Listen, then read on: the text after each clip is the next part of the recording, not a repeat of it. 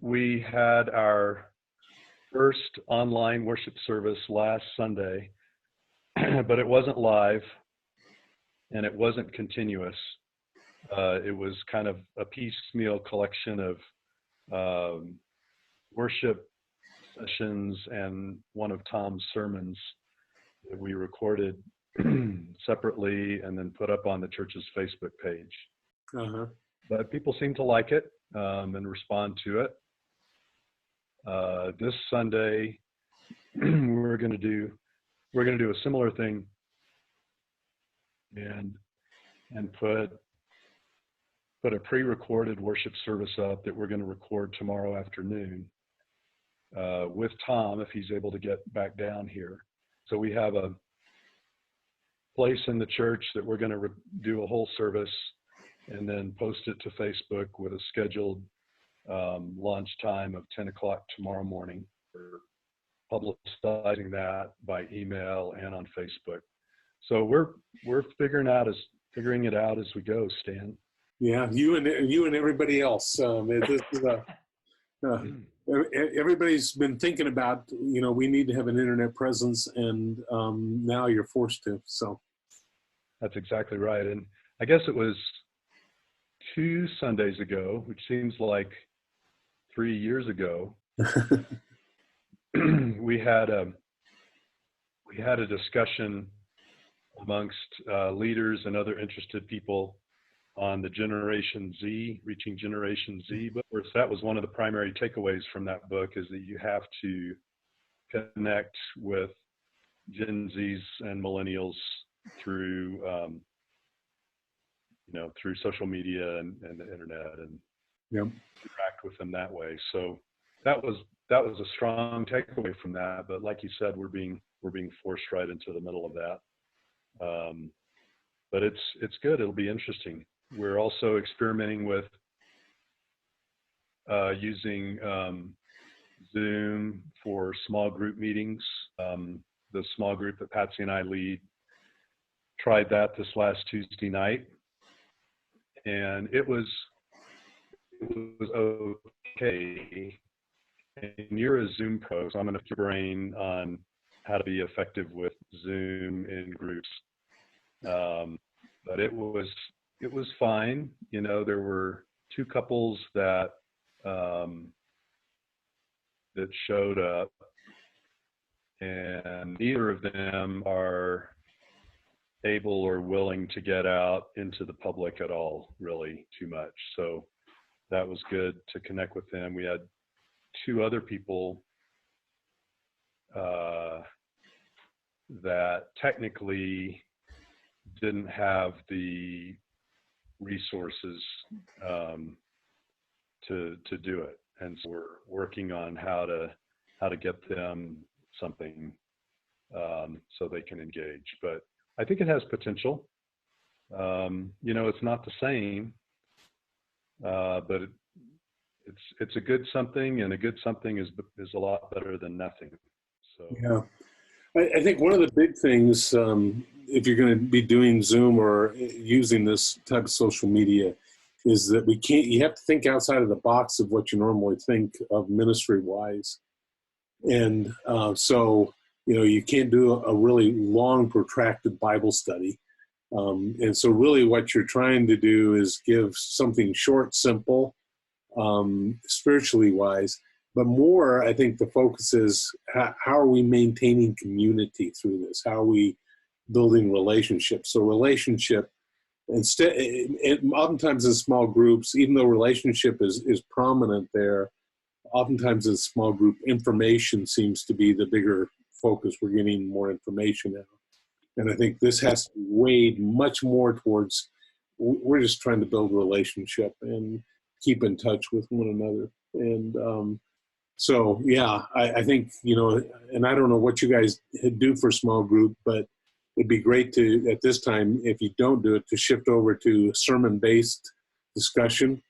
So just have 2 or 3 questions based off of the message that they could go look at, and just use that kind of as a discussion starter, and then just kind of check in on people, see how they're doing. So it probably, our small group typically has been a dinner and meeting. So the last 2 hours, well, you're not going to do that on Zoom. Even if you pay for the premium service, which allows you to go as long as you want, you don't want to go 2 hours for sure. So you want to keep it much more concise. I think that's probably one of the predominant thoughts. And so, again, identifying what the church is, and seeing it as community being primary to it, worship somehow to engage people and focusing on God, and then ministry, mission. How are we accomplishing mission? That takes it outside of the confines of a building. But that's the reality of what the church is supposed to be. Anyways, church isn't the building. Church isn't the Sunday morning worship service. The church is the believers engaging in community worship and mission. So, I heard somebody say that social distancing doesn't have to mean emotional distancing. That's a really good word. Yeah. So 40 minutes is what we get for the free Zoom account. And one of our members, small group members, actually got cut off mid-sentence. I see it coming, but she couldn't see it coming, and I didn't want to interrupt her. So all of a sudden, it's just boom, and we'll have to, get accustomed to things like that.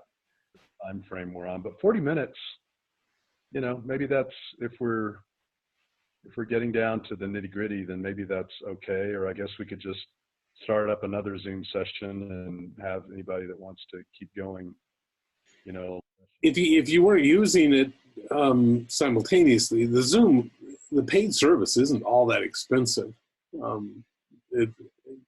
I know that we got in it a long time ago, so I've been using Zoom now for probably over 2 years. And so they have a nonprofit pricing, and so we pay like a little bit over $100 a year per license. And so if you think you need more than the 40 minutes, or just don't want to have that constraint, if the church bought up a couple of Zoom licenses, it's still, even if you pay the full price, I think the full price is $150. So it's not all that cost prohibitive. And we have, I sent an email out to the elders last night, asking them to go ahead and get that downloaded, installed on their computers or phones or whatever, because not only is it going to be, a safe way for us to communicate, but I think that we're just going to need to start talking with one another frequently than we have. I mean, we had already doubled our frequency of meetings to get the prescription, to try to work on the prescriptions and the pastor search stuff. But I don't know, we may need to meet, I don't know how often, twice a week, maybe now by Zoom, because there's just so much going on right now. Well, yeah, I mean, not only in the pastor search area, but just how you're functioning as a church, given the COVID-19 world in which we now live. Yeah. Because I'm assuming you guys are pretty much aware that you're going to have Easter services this year. I mean, I think we're assuming that we won't have service for a pretty good while. We kind of decided to not even try to guess, I think the more information you have, the better decisions you can come to in the end. So, yeah, I think he's projecting, and everything I'm projecting, seeing projected out, is virtually nothing's going to happen until the end of April, at bare minimum. And it could go much longer than that.